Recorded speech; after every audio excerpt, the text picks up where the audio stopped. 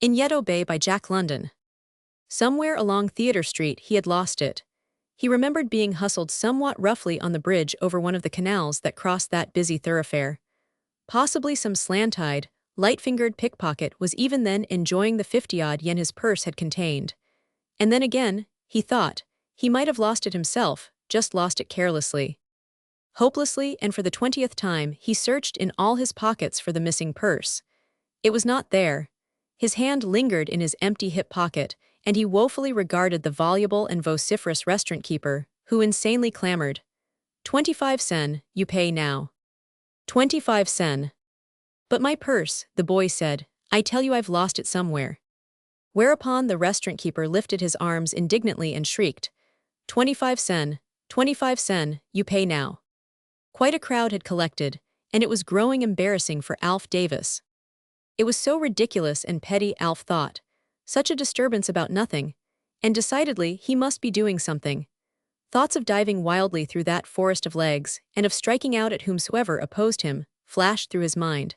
But as though divining his purpose, one of the waiters, a short 55 and chunky chap with an evil-looking cast in one eye, seized him by the arm.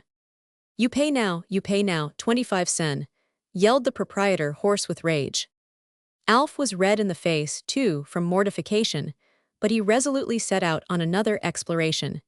He had given up the purse, pinning his last hope on stray coins. In the little change pocket of his coat he found a 10-sen piece and 5 copper sen, and remembering having recently missed a 10-sen piece, he cut the seam of the pocket and resurrected the coin from the depths of the lining.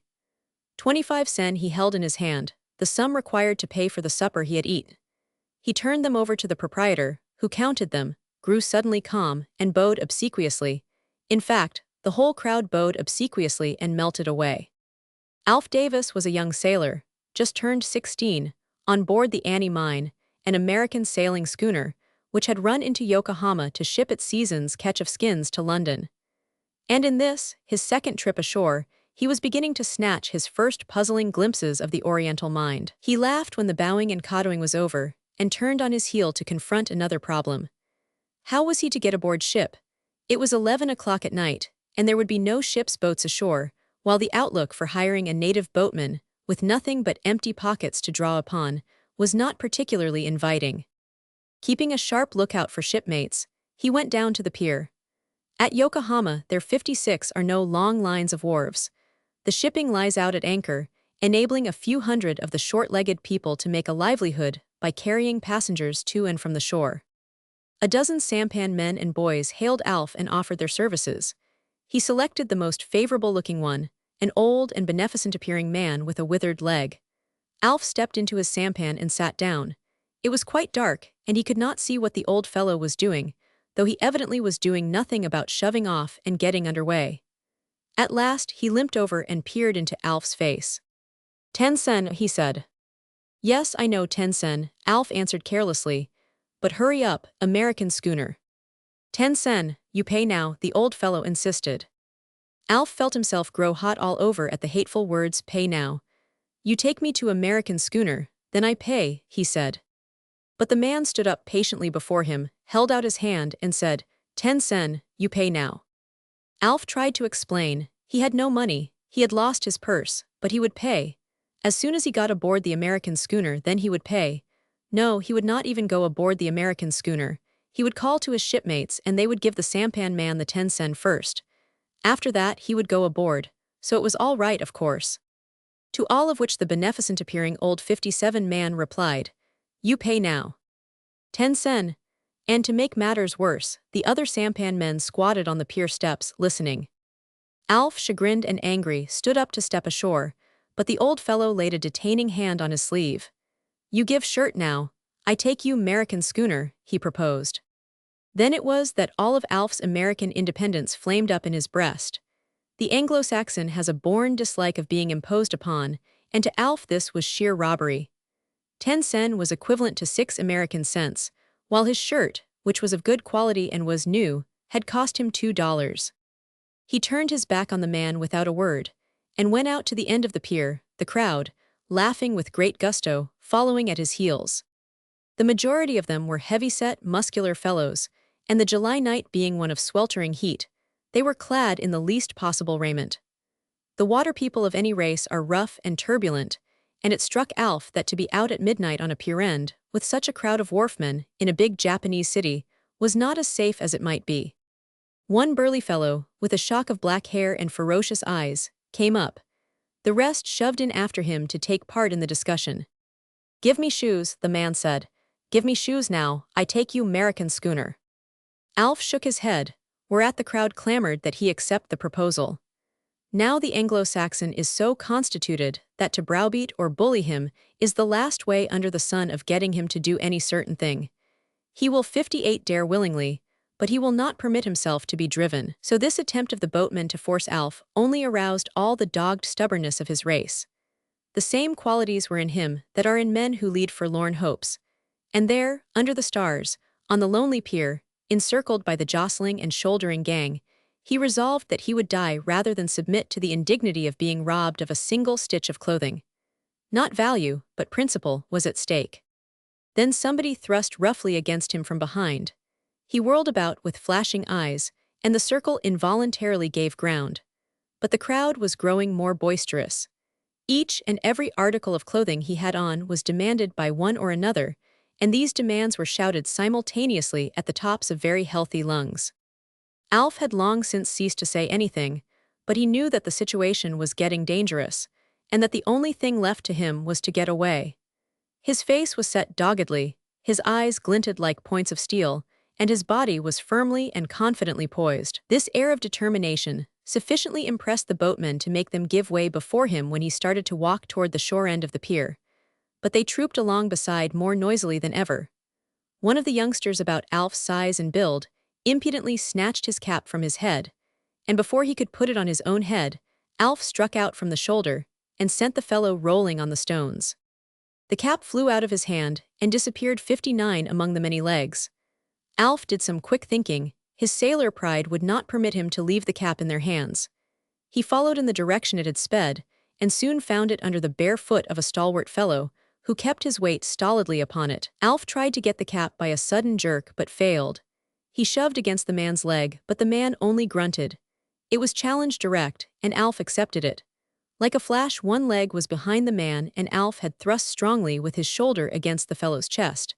Nothing could save the man from the fierce vigorousness of the trick, and he was hurled over and backward. Next, the cap was on Alf's head and his fists were up before him. Then he whirled about to prevent attack from behind, and all those in that quarter fled precipitately. This was what he wanted. None remained between him and the shore end. The pier was narrow. Facing them and threatening with his fist those who attempted to pass him on either side, he continued his retreat. It was exciting work, walking backward and at the same time checking that surging mass of men.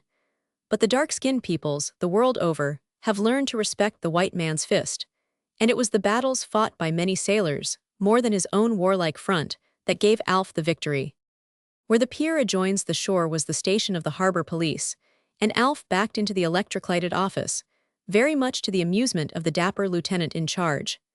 The sampan men, grown quiet and 60 orderly, clustered like flies by the open door, through which they could see and hear what passed. Alf explained his difficulty in few words, and demanded, as the privilege of a stranger in a strange land, that the lieutenant put him aboard in the police boat. The lieutenant, in turn, who knew all the rules and regulations by heart, explained that the harbor police were not ferrymen, and that the police boats had other functions to perform than that of transporting belated and penniless sailormen to their ships. He also said he knew the sampan men to be natural-born robbers, but that so long as they robbed within the law he was powerless. It was their right to collect fares in advance, and who was he to command them to take a passenger and collect fare at the journey's end? Alf acknowledged the justice of his remarks, but suggested that while he could not command he might persuade. The lieutenant was willing to oblige and went to the door from where he delivered a speech to the crowd. But they, too, knew their rights, and when the officer had finished, shouted in chorus their abominable 10 sen, "You pay now, you pay now." "You see, I can do nothing," said the lieutenant, who, by the way, spoke perfect English. "But I have warned them not to harm or molest you, so you will be safe at least. The night is warm and half over. Lie down somewhere and go to sleep. I would permit you to sleep here in the office were it not against the rules and regulations." 61. Alf thanked him for his kindness and courtesy, but the sampan men had aroused all his pride of race and doggedness, and the problem could not be solved that way. To sleep out the night on the stones was an acknowledgement of defeat. The sampan men refused to take me out. The lieutenant nodded. And you refused to take me out. Again the lieutenant nodded. Well then, it's not in the rules and regulations that you can prevent my taking myself out. The lieutenant was perplexed. There is no boat, he said. That's not the question, Alf proclaimed hotly. If I take myself out, everybody's satisfied and no harm done. Yes, what you say is true, persisted the puzzled lieutenant.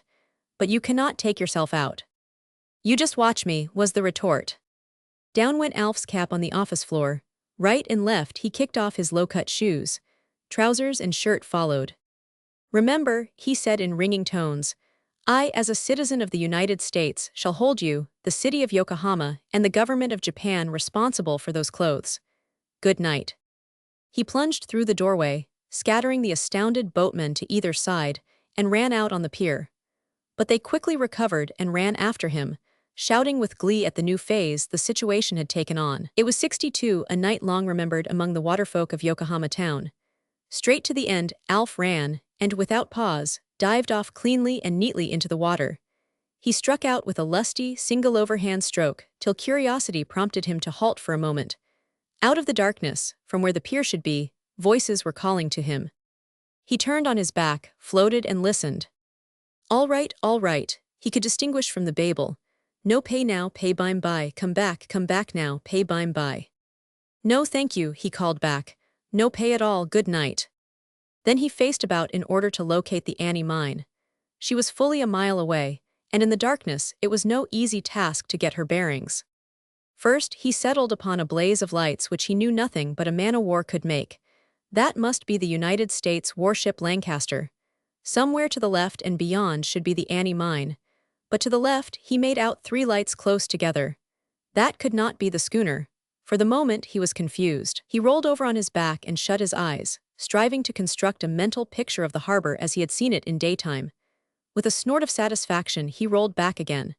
The 3 lights evidently belonged to the big English tramp steamer. Therefore the schooner must lie somewhere between the 3 lights and the Lancaster. He gazed long and steadily, and there, very dim and low, but at the point he expected, burned 63 a single light, the anchor light of the Annie mine. And it was a fine swim under the starshine. The air was warm as the water, and the water as warm as tepid milk. The good salt taste of it was in his mouth, the tingling of it along his limbs, and the steady beat of his heart, heavy and strong, made him glad for living. But beyond being glorious, the swim was uneventful.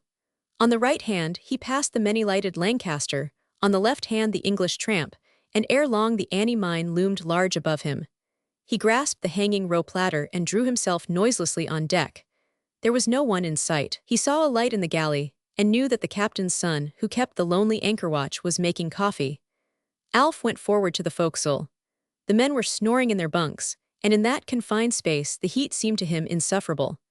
So he put on a thin cotton shirt and a pair of dungaree trousers, tucked blanket and pillow under his arm, and went up on deck and out on the forecastle head. Hardly had he begun to doze when he was roused by a boat coming alongside and hailing the anchor watch. It was the police boat, and to Alf it was given to enjoy the excited conversation that ensued. Yes, the captain's son recognized the clothes. They belonged to Alf Davis, one of the seamen. What had happened? No, Alf Davis had not come aboard. He was ashore. He was not ashore. Then he must be drowned. Here both the lieutenant and the 64 captain's son talked at the same time, and Alf could make out nothing. Then he heard them come forward and rouse out the crew. The crew grumbled sleepily and said that Alf Davis was not in the forecastle, whereupon the captain's son waxed indignant at the Yokohama police and their ways, and the lieutenant quoted rules and regulations in despairing accents. Alf rose up from the forecastle head and extended his hand, saying, I guess I'll take those clothes. Thank you for bringing them aboard so promptly. I don't see why he couldn't have brought you aboard inside of them, said the captain's son.